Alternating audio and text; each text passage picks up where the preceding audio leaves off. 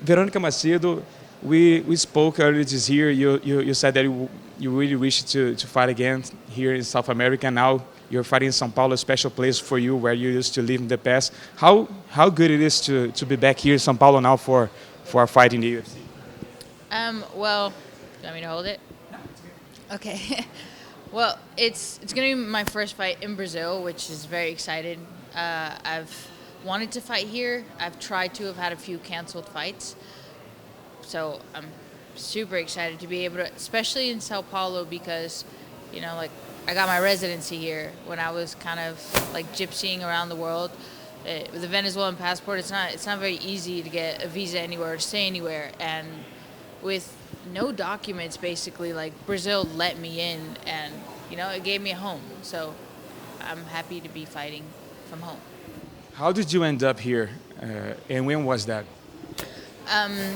This was so after I lost by like submission, I figured like I really need to step up everything that is jiu-jitsu, and this is like the birthplace of jiu-jitsu, and you have phenomenal athletes, and I came here just for that. How long did you stay here? You were always gypsying around the world, and how long did you stay actually here in Sao Paulo? I stayed about 8 months, and the reason I ended up leaving, it wasn't because of anything other than I wanted to do a lot of competitions. So majority of the competitions were in Europe, and I couldn't find any here. So I decided to train here, do everything, and then go out and compete. But one thing after the other came up, and like I haven't been able to come back. But I'm hoping to stay now.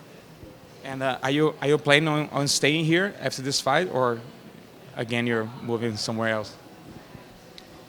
I haven't decided. And what do you miss the most about living here in Brazil? The hospitality here is incredible. In Sao Paulo, the jiu-jitsu, the training is amazing, and food's pretty great. Food is pretty great. So you're gonna have to stay a few days after the fight so you can actually enjoy the food since you now have to make weight on Friday, or is it okay for you since this fight is not at 115, it's 125, right? Yeah, so this fight's weight is no problem. The problem is I have to make weight in December, so I can't go too crazy after. Are you still fighting Amanda Lemos in December? Yes. Is that still on? Yes. Contract and everything, it's still on. Why? So why take this fight, and why not pull out of that one? Why keep both? Because I want to fight. Why, if I have another one, would I not take it? Yeah. I actually, like, when they offered me this one, the first thing I said was, can I keep the other one? And at first I said no, but then yes. How taking this fight affects the preparation and training for the Amanda Lemos fight? You're now fighting Ariane Lipski Saturday night here in São Paulo, Brazil. How is the training was similar for both fighters? How does one fight affect the other? I don't really think there's a better training than actually fighting. Like if you're gonna prepare for a fight, a lot of people do like, they simulate a fight. I don't have to simulate anything. Like so for me, this is the best training I can get for the next fight.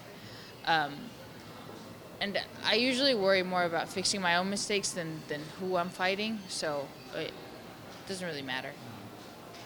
Is their fighting style similar? Do you think that the training you were doing for Amanda Lemos is the exact training that you would do to prepare for Ariane Lipski? Dude, all I know is that Brazilian fighters are tough. And you better train hard. I don't care what you're training, but it better be hard. So training for both of them has been the same. How do you get there and prepare mentally for this, knowing that I mean, 4 or 5 weeks you have another fight, and maybe we can go for try to get a finish as early as possible, knowing that you have a fight in 5 weeks. How do you prepare mentally for something like that? Well, I don't really go to a fight thinking like, oh, I'm going to win by knockout or submission and try to finish it fast. Like my focus is completely on Saturday, and if I'm injured or if something happens, like, I'm not obligated to take the next fight. But if I lose, that sets me back a lot.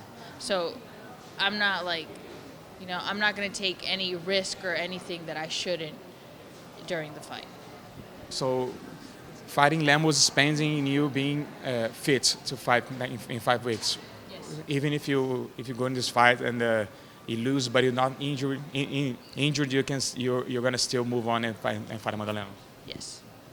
And speaking about Lipski, what are your thoughts on her? She was doing great job at KSW. She was the flyweight champion, but then she moved to the UFC. She's 0-2 in the Octagon.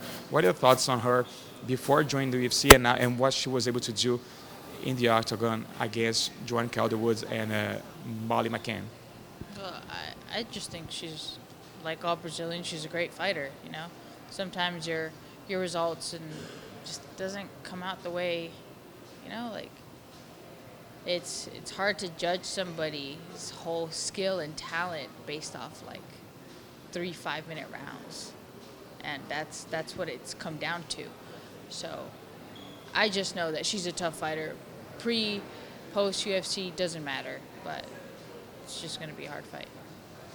Does it bother when fans look at her and say, "Oh, she was overrated when she was fighting outside of the UFC," knowing how tough it is to fight here in the UFC and get a win here? Does it bother you to see when fans go that route and start bash fighters for losses in the UFC? I mean, that's just, everyone's entitled to their own opinion, so they want to think that, good for them.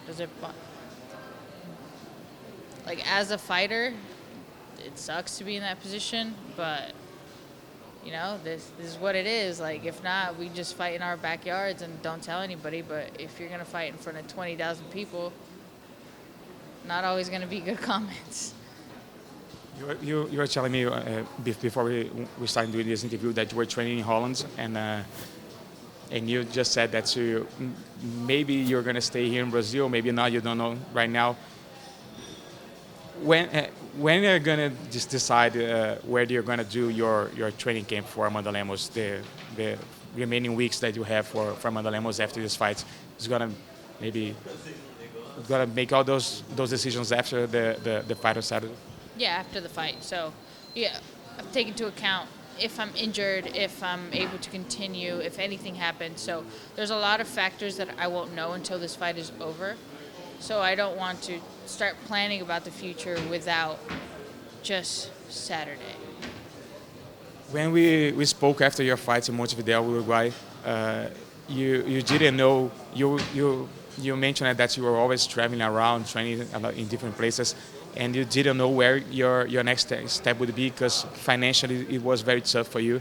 But later that night, the UFC gave you a $50K bonus for the performance of the night. How good was that to leave Uruguay with extra cash in your pocket? That was great. Because of that, I was able to invest the money in traveling and competing and just becoming a better martial artist. So for me, that was great, really. So the perfect scenario is getting a win on Saturday, an extra bonus, and moving on to fight Lemos in South Korea. I mean, the more bonus, the better. Best scenario is more money, yeah. But honestly, I never go to a fight thinking or trying to get a bonus. It's just a fight. You gotta just take it how it is. Thank you very much, Veronica. Good luck on Saturday.